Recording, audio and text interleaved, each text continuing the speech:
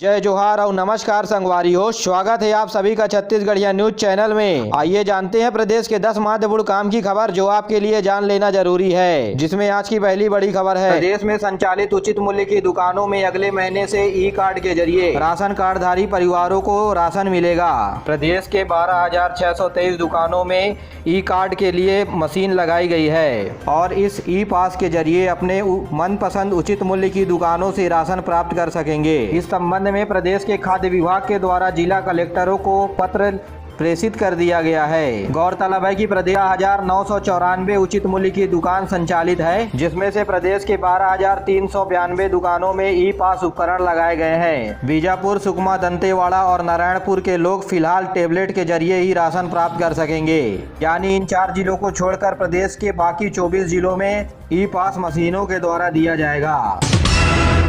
प्रधानमंत्री नरेंद्र मोदी ने कहा है कि देश के युवा भावी नेता और निर्माता हैं। उच्च शिक्षा के क्षेत्र में घोषित किए गए बजट पर वेबिनार करते हुए श्री मोदी ने कहा है कि युवा को सशक्त करना यानी भारत के भावी पीढ़ी को सशक्त करना है। केंद्रीय बजट में शिक्षा के क्षेत्र में बहुत ध्यान दिया गया है। करीब श्री मोदी ने 5 क्षेत्रों में शिक्षा के लिए योगदान दिया है। इनमें से पहला है शिक्षा के क्षेत्र में बुनियादी सुविधा। साथ में ये भी कहा गया कि डिजिटल कनेक्टिविटी ने कोरोना महामारी के बीच भी शिक्षा को जीवित रखा। राज्यपाल अनुसुईया उइके आज मैट्स यूनिवर्सिटी के दीक्षांत समारोह में शामिल हुई। इस अवसर पर विद्यार्थियों और शोधकर्ताओं को सम्मानित करते हुए उन्होंने कहा, शासन प्रशासन को ये सार्थक पहल करनी चाहिए कि शिक्षा सभी के लिए सुलभ हो और शिक्षा के क्षेत्र में कौशल और व्यक्तिगत विकास को ध्यान दिया जाए। उन्होंने कहा कि आने वाले सत्र से यानी साल 2022-23 से प्रदेश में नई शिक्षा नीति 2021 लागू की जाएगी। इसी के साथ राज्यपाल ने उपाधि के साथ साथ स्वर्ण पदक भी दिए। प्रदेश में करीब 32 राजनीतिक प्रकरणों की वापसी की जाएगी। गृह मंत्री ताम्रध्वज साहू की अध्यक्षता पर आज राजनांदगांव में राजनीतिक प्रकरण वापस लेने के लिए समिति बनाई गई। जिला कलेक्टर और जिला पुलिस अधीक्षक तथा कानूनों के जानकार के सामने प्रकरणों पर विचार किया गया, जिसमें से 32 प्रकरणों को राजनीतिक मानते हुए वापस लेने की अनुशंसा की गई, तो वहीं 13 प्रकरणों को समिति ने अमान्य कर दिया और एक प्रकरण को विवेचना के लिए वापस भेज दिया गया।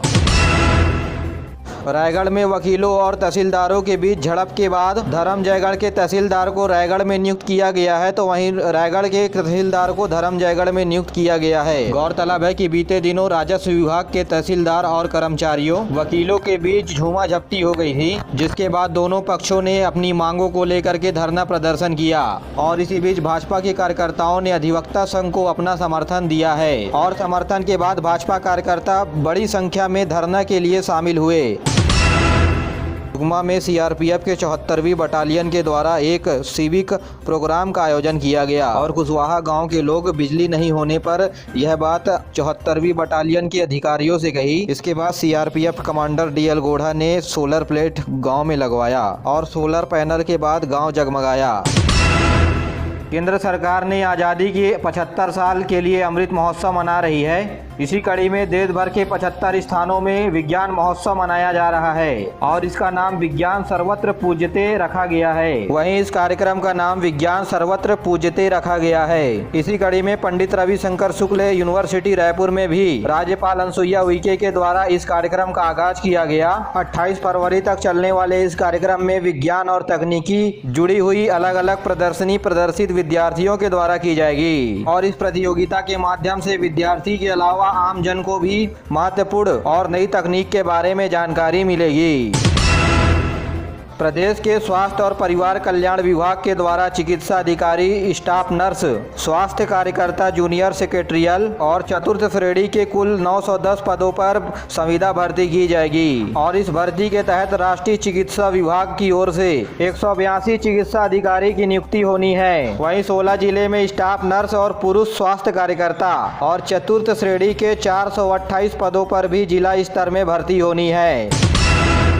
राजधानी रायपुर में नई परियोजना प्रभावित किसान कल्याण समिति की कुछ मांगों को मान ली है और तेजी से कार्यवाही भी शुरू कर दी है। इसके लिए अटल नगर विकास प्राधिकरण ने निविदा से प्रभावित किसानों को 60% आरक्षण से रोजगार देने के संबंध में आदेश जारी किया है। साथ ही सशक्त समिति के द्वारा लिए गए निर्णय के अनुसार आवासीय पट्टा जारी किया जाना है। इसके लिए प्राधिकरण की ओर से सर्वे किया जा रहा है। फिलहाल नया रायपुर के अंतर्गत आने वाले 4 गाँव का सर्वे पूरा हो चुका है तो वहीं 7 गाँव का सर्वे जारी है। गौरतलब है कि छत्तीसगढ़ की राजधानी नवा रायपुर यानी अटल नगर बसाया गया था। तब किसानों से इसके लिए जमीन अधिग्रहित की गई थी। अब किसानों से कहा कि जमीन के बदले जमीन और नौकरी भी दिया जाएगा और किसानों के ये वादे को अब 10 साल के बाद पूरा किया जा रहा है।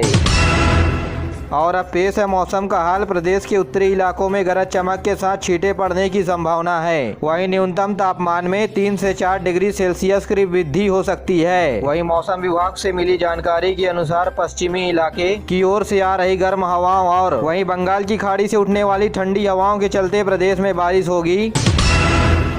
प्रदेश के नगरीय निकाय में कई मुद्दों को लेकर के भारतीय जनता पार्टी प्रदेश सरकार को घेरने की कवायद शुरू कर दी है। इसी कड़ी में हजारों की संख्या में भाजपा कार्यकर्ता और युवाओं ने यूजर चार्ज कम किए जाने की मांग को लेकर के सैकड़ों की संख्या में भाजपा के कार्यकर्ताओं ने नगरीय एवं प्रशासन मंत्री शिव कुमार डहरिया के घर का घेराव किया।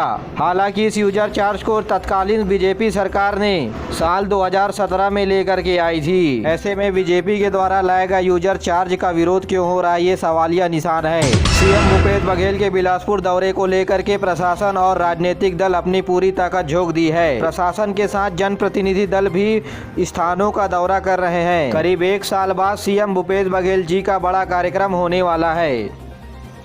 तो वहीं सीएम आज बिलासपुर दौरे में 300 करोड़ रुपए से अधिक का विकास कार्यों का लोकार्पण करेंगे। इसमें से प्रमुख रूप से तिफरा फ्लाईओवर, व्यापार विहार स्मार्ट रोड, यूनिवर्सिटी भवन की सौगात बिलासपुर को मिलने वाली है। करीब 2 घंटे के लिए सीएम भूपेश बघेल आज बिलासपुर दौरे पर रहेंगे। 2 बजे हेलीपैड के माध्यम से तिफरा में उतरेंगे। उसके बाद तिफरा ओवर ब्रिज का लोकार्पण करेंगे। फिर आगे बढ़ के राजीव गांधी चौक में राजीव गांधी जी को माल्यार्पण करेंगे। इसके बाद व्यापार विहार के स्मार्ट रोड का लोकार्पण करेंगे। तो वहीं लाल बहादुर शास्त्री स्कूल के मैदान में विभिन्न कार्यक्रमों का आगाज करेंगे। दंतेवाड़ा जिले में रेड क्रॉस सोसाइटियों ने लोगों को राहत पहुंचाई। दंतेवाड़ा जिले में 11 ऑक्सीजन कंसंट्रेटर और 22 मेडिकल किट को जिला प्रशासन को सौंपा गया और मास्क का भी वितरण रेड क्रॉस सोसाइटियों के द्वारा दंतेवाड़ा में किया जाएगा, जहां आंगनबाड़ी कार्यकर्ता घर घर जाकर के मास्क का वितरण करेंगी। साथ ही लोगों को कोरोना नियमों का पालन करने के लिए प्रेरित भी किया जाएगा। मास्क और सैनिटाइजर का वितरण हाट बाजारों में लोगों को किया जाएगा।